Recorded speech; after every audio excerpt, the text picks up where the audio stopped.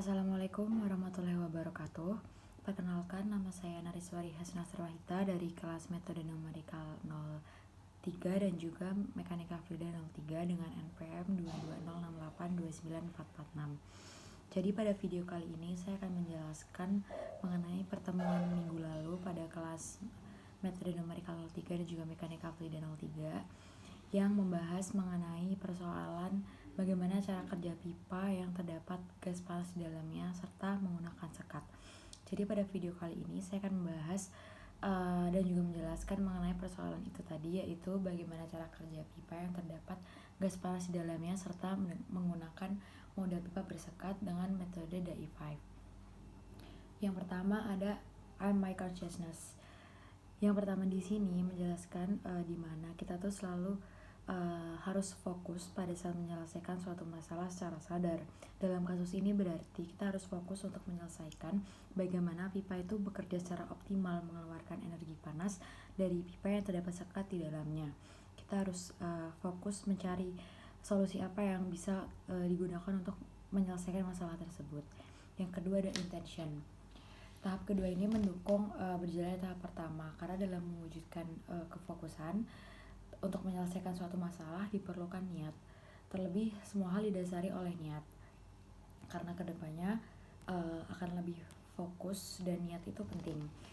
Terlebih jika niat itu digabungkan atau dihubungkan dengan Tuhan, karena semua hal yang ada di dunia ini berhubungan dengan Tuhan. Dan pastinya apabila kita niat dan fokus dan selalu mengingat Tuhan, maka segala hal akan dimudahkan.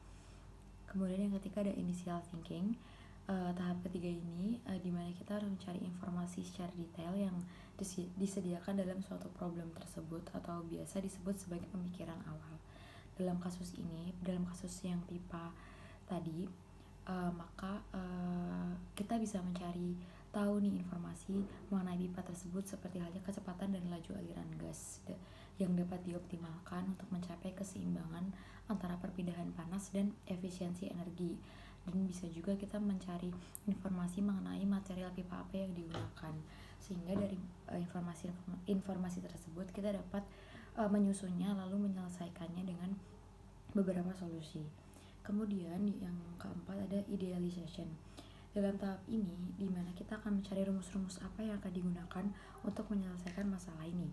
Dalam tahap ini kita juga menguraikan tiap detail atau tiap tahapan secara rinci dalam suatu permasalahan.